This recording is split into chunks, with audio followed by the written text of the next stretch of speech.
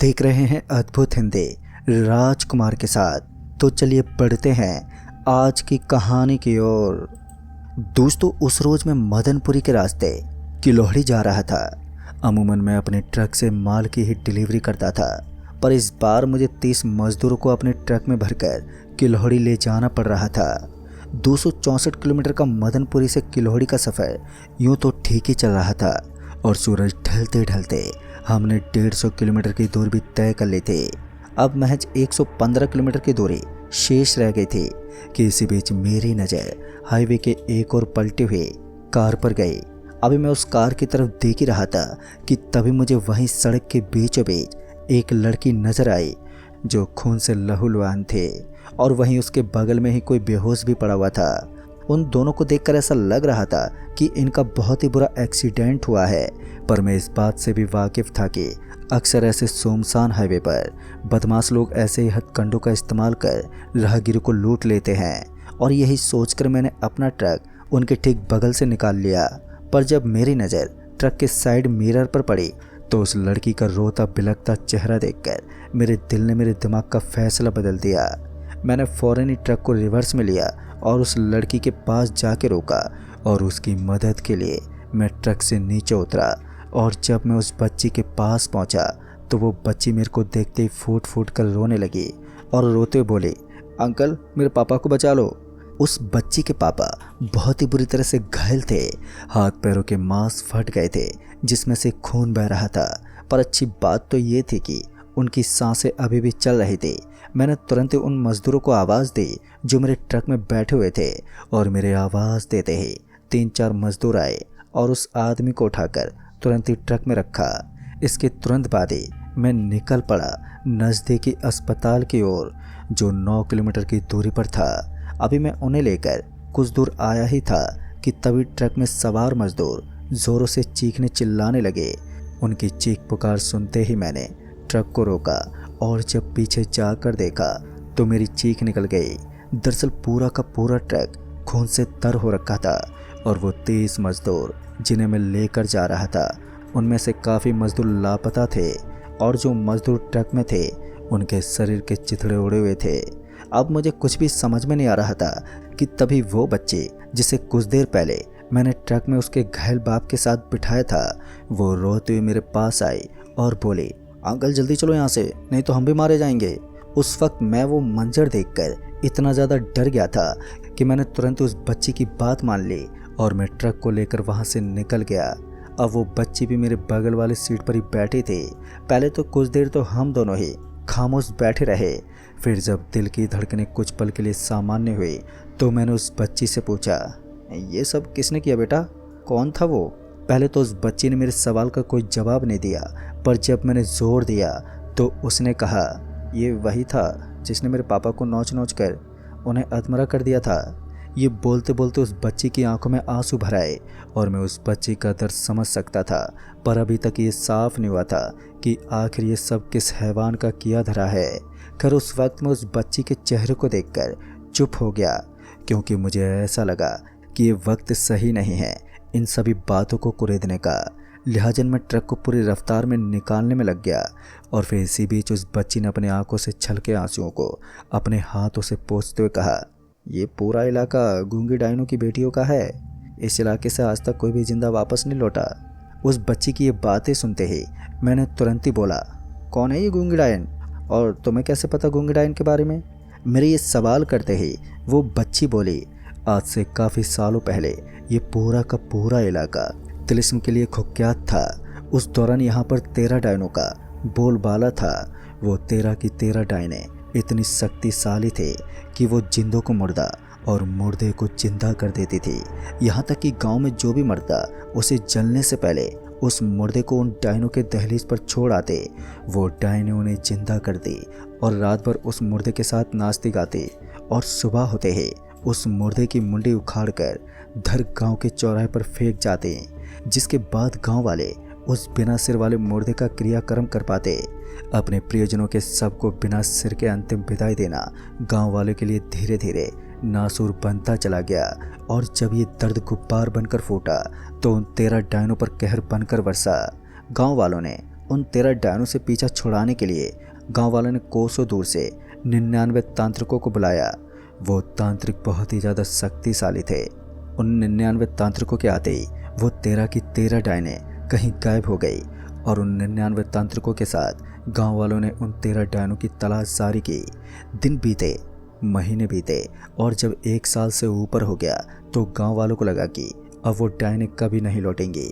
पर वो 13 की 13 डायन कुछ और ही मंसूबा लिए बैठी थी। उन्हें इंतजार था तो बस उन 99 तांत्रिकों के गांव से जाने का, और जो पिछले 1 साल से गांव में ही डेरा जमाए बैठे थे। और जैसे वो तांत्रिक गांव से गए कि उसी रात वो डायन लौट आई। पर गांव वाले उन डायनों को देखकर बिल्कुल नहीं घबराए, मानो उन्हें पहले से ही खबर थी कि डायने आज रात आने वाली हैं। गांव वालों को अपने सामने बेखौफ खड़ा देखकर उन डायनों को समझते देर नहीं लगी कि उनका पैतरा उन पर ही भारी पड़ने वाला है। पर इससे पहले वो कुछ सोच पाती कि उन 99 तांत्रिकों ने उन्हें चारों तरफ से घेर लिया और मंत्रों का उच्चारण करने लगे। देखते ही देखते वो डायने जमीन पर गिर पड़े। उनके ज़मीन पर गिरते ही गांव वालों ने उनका सिर उनके धड़ से उखाड़कर अलग कर दिया और फिर उनके सिरों को गांव के चौराहे के बीचों बीच काट दिया। पर मुसीबत अभी टली नहीं थी, क्योंकि उस रात सिर्फ 12 डायने ही मर गई थी, जिसका मतलब था कि अभी एक डायन जिंदा ही थे। इस घटना के कुछ महीने के उपरांत 99 तांत्रिकों में से 96 तांत्रिक वापस लौट गए और 3 तांत्रिक गांव में रुके। अब उनकी जिम्मेदारी थी उस एक डायन को निपटाने की। पर इस बार वक्त ने उल्टी करवट ले ली थी, क्योंकि वो डायन अब अकेली नहीं थी। उसके साथ उसकी 9 बेटियां थी, जिन्हें उस डायन ने अपनी काली जीभ की बलि देकर पैदा किया था। और जब ऐसे ही एक रात पूरा गांव बेखौफ अपने घरों में सो रहा था कि तभी गूंगी डायन की वो 9 बेटियां गांव में आ धमकी। और एक रात में गांव के आधे से ज़्यादा लोगों को गूंगी डायन की 9 बेटियों ने नोच नोच कर खा लिया। यहाँ तक कि उन 3 तांत्रिकों को भी जिंदा नहीं छोड़ा। उन तीनों तांत्रिकों की गर्दन उखाड़कर उसी चौराहे पर फेंक दिया जहां उन 12 डायनों के सर को दफन किया था। रात के ढलते गूंगी डायन की 9 बेटियां आतंक मचा के वापस लौट गईं और वहीं बाकी बचे हुए गांव के लोग बहुत ही बुरी तरह से डर गए थे। उनको समझ में आ गया था कि अब उनका यहाँ पर रुकना ठीक नहीं। लिहाजा अपनी खैरियत के लिए वो बाकी बचे गाँव वाले गाँव से हमेशा हमेशा के लिए पलायन कर गए। पर गाँव वालों के पलायन करने के बाद भी उस गूंगी डायन की 9 बेटियों ने उस गांव के साथ साथ आसपास के गांव में भी कोहराम मचाना शुरू कर दिया। और देखते ही देखते ये 30 किलोमीटर का इलाका वीरान हो गया। और तब से आज तक जो भी इस इलाके से गुजरने की हिमाकत करता है वो मारा जाता है। दोस्तों, उस बच्चे की बात सुनने के बाद मैं इस सोच में था कि आखिर इस छोटी सी बच्ची को इस इलाके के बारे में भला कैसे मालूम। अभी मैं उस बच्ची से आगे कुछ पूछता कि तभी उसने सामने की तरफ इशारा किया। और जब मैंने सामने की तरफ देखा तो मेरा कलेजा मुंह को आ गया। दरअसल हाईवे के बीचों बीच कुछ बच्चियां बैठे हुए किसी लाश की मांस को नोच नोच कर खाई जा रही थी। पर हाईवे पर बैठी वो बच्चियां अभी मेरी असल मुसीबत नहीं थी, क्योंकि मेरी जान को तो खतरा मेरे ट्रक के बगल वाली सीट पर बैठी उस बच्ची से था, जिसकी मदद करके बहुत ही बड़ी मैंने भूल कर दी थी। ये बच्ची कोई और नहीं बल्कि उस गूंगी डायन की 9 बेटियों में से एक थी।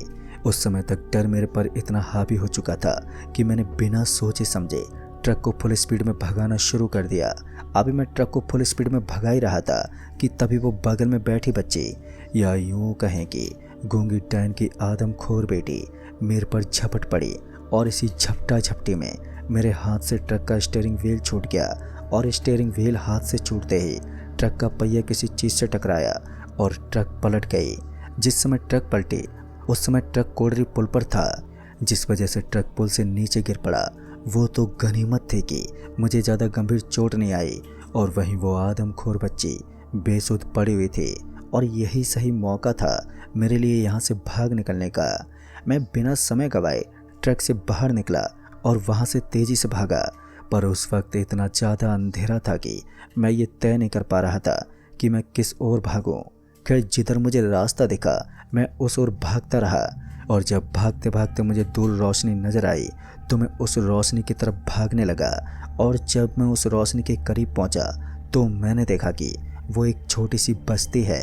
और जब मैं उस बस्ती में दाखिल हुआ तो मैंने पाया कि उस बस्ती के सभी घर वीरान पड़े हैं। वहाँ कोई भी नहीं था सिवाय एक घर के। उस घर के बाहर वाले पेड़ की डालियों से बहुत सारी जलती हुई लालटेन लटकी हुई थी, जिसकी रोशनी के चलते मैं यहाँ तक आ गया था। अभी मैं उस पेड़ के नीचे खड़ा यही सोच रहा था कि भला यहाँ कोई नज़र क्यों नहीं आ रहा है, कि तभी अचानक से रोने और चीखने की आवाज़ें गूंज उठी। और जब वो गूंगी डैन की आदमखोर बेटियां वहां आ धमकी, तो इस बार मैंने सारी उम्मीद छोड़ दी, क्योंकि अब मैं किसी भी सूरत हाल में नहीं बचने वाला था। वो आदमखोर बच्चियां मुझे घेरे खड़ी थी और वहीं मैं उस पेड़ के नीचे दुबका हुआ था। पर हैरानी वाली बात तो ये थी कि वो उस लालटेन की रोशनी के करीब नहीं आ रही थी। वो आदमखोर बच्चियां रात भर वहीं खड़ी रही और मुझ पर घुर्राती रहे, और जब सुबह होने को हुई तो वो कहीं गायब हो गई। उनके वहाँ से गायब होने के बाद भी मैं काफ़ी देर तक उसी पेड़ के नीचे डरा समा बैठा रहा, और जब सूरज सर पर चढ़ाया तब जाके मैं वहाँ से भागा और मेन हाईवे पर पहुँचा, जहाँ से लिफ्ट लेकर मैं वापस लौट आया। और दोस्तों, इस तरह से उस रात मेरी जान बची। खैर, अब इस हादसे को बीते काफ़ी साल हो गए हैं, पर अब भी मुझे वो हादसा अक्सर रातों में डरा जाता है। तो दोस्तों, इस कहानी में बस इतना ही। कहानी आपको पसंद आई हो तो वीडियो को लाइक शेयर ज़रूर कर दें, और साथ ही हमें नीचे कमेंट बॉक्स में ज़रूर बताएं। तो मैं आपका दोस्त राजकुमार जल्द ही मिलूँगा ऐसी एक और नई कहानी के साथ। तब तक के लिए बाय एंड टेक केयर।